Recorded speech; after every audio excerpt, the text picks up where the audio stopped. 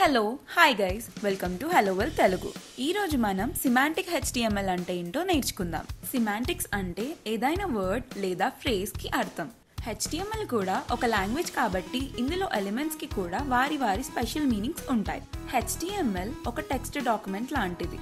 మీరు ఒక text document లో ఎలా అయితే హెడ్డింగ్స్, ఇమేజెస్, బోల్డ్ టెక్స్ట్ లాంటి వాడతారో అలాగే HTML లో కూడా మీరు స్ట్రక్చర్ ఏర్పరచుకోవాలి. ఇక్కడ ప్రతి ఎలిమెంట్ కి ఒక స్పెషల్ మీనింగ్ అంటే సిమాంటిక్ మీనింగ్ కలిగి ఉంటుంది.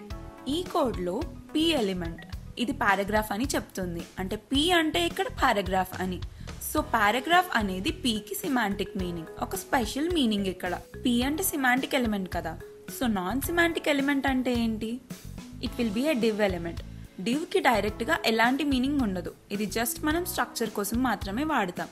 So div is a non semantic element. మనకి సిమాంటిక్స్ అనేవి HTML లో ఎందుకు ఇంపార్టెంట్? ఫస్ట్, యాక్సెసిబిలిటీ కోసం. స్క్రీన్ రీడర్స్ లాంటి అసిస్టివ్ టెక్నాలజీ వాడే వారికి కంటెంట్ అర్థమయ్యేలా సిమాంటిక్ ఎలిమెంట్స్ చాలా యూస్ఫుల్ అవుతాయి. And second, search engine optimisation కోసం. కరెక్ట్ సిమాంటిక్ యూసేజ్ వల్ల గూగుల్ వంటి సర్చ్ ఇంజిన్స్ కి మీ కంటెంట్ చాలా క్లియర్ గా తెలుస్తుంది. దీనివల్ల ర్యాంకింగ్ ఇంప్రూవ్ అవుతుంది. అండ్ లాస్ట్, డెవలపర్ ఎక్స్పీరియన్స్ కోసం. మీకు డెవలప్మెంట్ టైంలో కూడా ఈజీ అవుతుంది. ఎగ్జాంపుల్, మనం nav ఎలిమెంట్ ని యూజ్ చేస్తే, అంటే nav అనేది ఒక నావిగేషన్ పార్ట్ అని దాని సిమాంటిక్ మీనింగ్. సో మనం ఆ ఎలిమెంట్ ని యూజ్ చేస్తే అదొక నావిగేషన్ పార్ట్ అని మనం ఈజీగా ఐడెంటిఫై చేయొచ్చు. సో ఐడెంటిఫై చేసి మనం ఈజీగా ఎడిట్ చేయొచ్చు. ఇలా మనం సిమాంటిక్స్ యూజ్ చేస్తే HTML లో ఏ పార్ట్ ఏది అని ఈజీగా ఐడెంటిఫై చేయొచ్చు.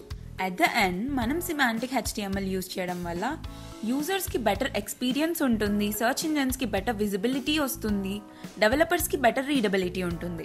Next, what is structural hierarchy and why is it important in HTML? Website structure లో heading elements like H1, H2, H3 వీటిని కరెక్ట్ వేలో వాడటమే స్ట్రక్చరల్ హైరార్కీ అని అంటాం. Heading levels. H1 అనేది టాప్ లెవెల్ హెడ్డింగ్, పేజ్ లో ఒకటి use చేస్తాం. H2 అంటే సబ్ హెడ్డింగ్, ఇవి మల్టిపుల్ వాడొచ్చు కానీ H1 తర్వాతే యూజ్ చేయాలి. H3 ఈజ్ సబ్ హెడ్డింగ్, దీన్ని ఆల్వేస్ మనం H2 తర్వాతే యూజ్ చేయాలి. H1 తర్వాత డైరెక్ట్ గా H3 యూజ్ చేయడం రాంగ్. మనం ఎప్పుడు H1 తర్వాత H2 ఆ తర్వాత H3 ఇలా ఆర్డర్ మెయింటైన్ చేయాలి. ఇందులో చాలా మంది యూజువల్ గా చేసే కామన్ మిస్టేక్ ఏంటో తెలుసా? కొంతమంది H1 ఎలిమెంట్ ని లార్జ్ టెక్స్ట్ కోసం యూజ్ చేస్తారు, even if it's not the main heading. ఇది రాంగ్ స్ట్రక్చర్. స్టైలింగ్ కోసం CSS వాడాలి కానీ హెడ్డింగ్ స్ట్రక్చర్ కోసం కాదు. స్ట్రక్చరల్ హైరార్కీ యాక్సెసిబిలిటీ కోసం ఎందుకు ఇంపార్టెంట్ తెలుసా? స్క్రీన్ రీడర్స్ కి వాడే యూజర్స్ కి హెడ్డింగ్ స్ట్రక్చర్ ద్వారా పేజ్ నావిగేట్ చేయడం ఈజీ అవుతుంది. If you skip H2 and directly use H3, user కి కంటెంట్ మిస్ అయిందని అనిపిస్తుంది. So we should always go with H1 and H2 and then H3. SEO, search engine optimization కూడా depends on structure.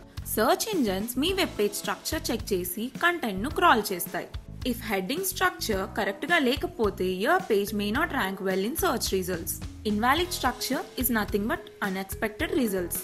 Structure ని base చేసుకొని browser guess చేస్తుంది మీరు ఏం చెప్పాలనుకున్నారో అని.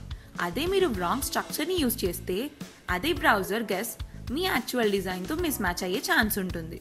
Next, we step into differences between presentational and semantic HTML. HTML లో two types of elements ఉన్నాయి, presentational and semantic HTML. First, presentational HTML. ఇది కంటెంట్ ఎలా కనిపించాలి అనే దాని మీదే ఫోకస్ చేస్తుంది.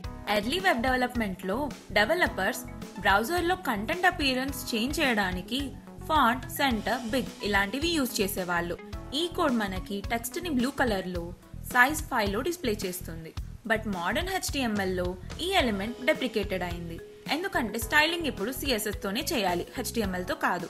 ఈ కోడ్ లో మనం సెంటర్ ఎలిమెంట్ యూజ్ చేసాం కాబట్టి టెక్స్ట్ సెంటర్ లో కనిపిస్తుంది, బట్ అగైన్ ఇట్స్ డెప్రికేటెడ్. దీని బదులు మనం CSS లో టెక్స్ట్ అలైన్ ఈ సెంటర్ అని యూజ్ చేయాలి. ఈ కోడ్ లో బిగ్ ఎలిమెంట్ లోపల ఎన్క్లోజ్డ్ అయిన టెక్స్ట్ మనకి స్లైట్ గా లార్జ్ గా కనిపిస్తుంది, but again it's outdated. Font sizes only CSS తోనే హ్యాండిల్ చేయాలి. ఫాంట్, సెంటర్, బిగ్ ఇవన్నీ డెప్రికేటెడ్ అండ్ అవుట్డేటెడ్ అయిపోయాయి. So what should you use? Okay, I will tell you. You need to use semantic HTML. Semantic HTML elements content యొక్క meaning ని describe చేస్తాయి. ఇవి structure, readability, accessibility అన్నిటిని improve చేస్తాయి. Semantic HTML benefits మనం video start లో మాట్లాడుకున్నాం. మీలో ఎవరైనా మిస్ చేసి ఉంటే వీడియో స్టార్ట్ నుండి చూడండి. సిమాంటిక్ HTML ఎగ్జాంపుల్స్ ఏంటి అంటే header is for page header, nav is for navigation links, section is for related content group and figure is used for images and diagrams. And this example is semantically written code. ఈ structure లో ప్రతి element meaningful గా ఉంది. Header is for main section, nav is for navigation part అని. Finally, I will say that use semantic HTML for better structure, accessibility, SEO and cleaner code. Next మనం ఎప్పుడు M and ఎప్పుడు I elements use చేయాలో తెలుసుకుందాం. M emphasis and I idiomatic text elements.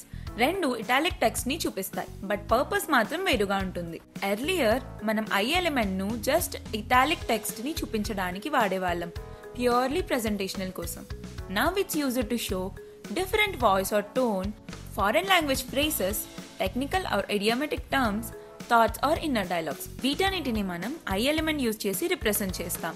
ఈ example code లో జెన్ సేస్ క్యూర్ అనేది ఫ్రెంచ్ లో ఉన్న ఫ్రేస్. ఇక్కడ language equals to FR attribute use చేసి లాంగ్వేజ్ ని ఫ్రెంచ్ కి స్పెసిఫై చేసాం. ఇక్కడ ఐ ఎలిమెంట్ ని మనం ఇంపార్టెంట్ టెక్స్ట్ కోసం యూజ్ చేయలేదు, జస్ట్ ఈ French phrase English French phrase కంటే డిఫరెంట్ అని రిప్రజెంట్ చేయడానికి మనం ఐ ఎలిమెంట్ ని యూజ్ చేసాం. Next M element, emphasised text. ఏదైనా వర్డ్ ఆర్ ఫ్రేస్ కి ఇంపార్టెన్స్ ఇవ్వాలనుకుంటే ఈ ఎలిమెంట్ ని యూజ్ చేస్తాం మనం. This adds semantic meaning that the word is specially important in that sentence అని. ఈ ఎగ్జాంపుల్ కోడ్ లో ఈ సెంటెన్స్ లో యువర్ అనే వర్డ్ మీనింగ్ఫుల్ వేలో హైలైట్ అయింది. ఇది బ్రౌజర్ లో ఇటాలిక్ గా కనిపిస్తుంది, but behind the scenes importance convey అవుతుంది.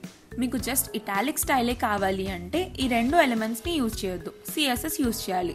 If your goal is only style not meaning, use CSS.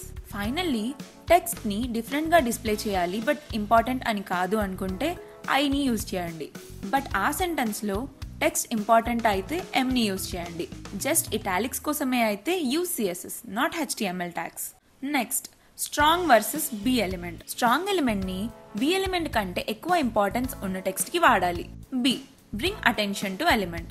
B element ని హైలైట్ చేయాలి అంటే యూజ్ చేస్తాం, especially product names, keywords like in reviews or summaries. Browser లో bold text లాగా కనిపిస్తుంది. ఈ example code లో ఇక్కడ ప్రోడక్ట్ నేమ్స్ బోల్డ్ లో కనిపిస్తాయి, జస్ట్ అటెన్షన్ గ్రాప్ చేయడానికి మాత్రమే. అదే మనం స్ట్రాంగ్ ఎలిమెంట్ ని serious, urgent or very important messages కి వాడతాం. ఇది నాట్ ఓన్లీ బోల్డ్ గా చూపిస్తుంది బట్ ఇంపార్టెన్స్ ని కూడా కన్వే చేస్తుంది, స్క్రీన్ రీడర్స్ కి కూడా హెల్ప్ చేస్తుంది. ఈ ఎగ్జాంపుల్ కోడ్ లో ఇక్కడ వార్నింగ్ వర్డ్ కి ఇంపార్టెన్స్ ఉంది, సో స్ట్రాంగ్ ఎలిమెంట్ యూజ్ చేసాం. B element just draws attention, presentation purpose only. అదే స్ట్రాంగ్ ఎలిమెంట్ కి మీనింగ్ ఉంటుంది, it shows urgency or importance. Visual గా రెండు బోల్డ్ ఉంటాయి బట్ సిమాంటిక్ మీనింగ్ డిఫరెంట్ ఉంటుంది. And next what are description list and when should you use them. Description list అనేవి HTML ను use చేయడం వల్ల టర్మ్స్ ని, డెఫినేషన్స్ ని క్లీన్ అండ్ స్ట్రక్చర్డ్ వేలో ప్రెజెంట్ చేయొచ్చు. ఇవి చాలా యూస్ఫుల్ ఉంటాయి, like glossary, dictionary, FAQs, product specs.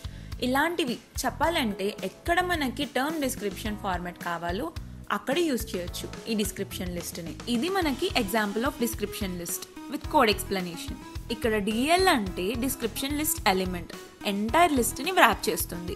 DT అంటే description term like HTML, CSS అంటే కీవర్డ్స్ ఆర్ టర్మ్స్ అనమాట. DD అంటే description details like hypertext markup language, cascading style sheets etcetera.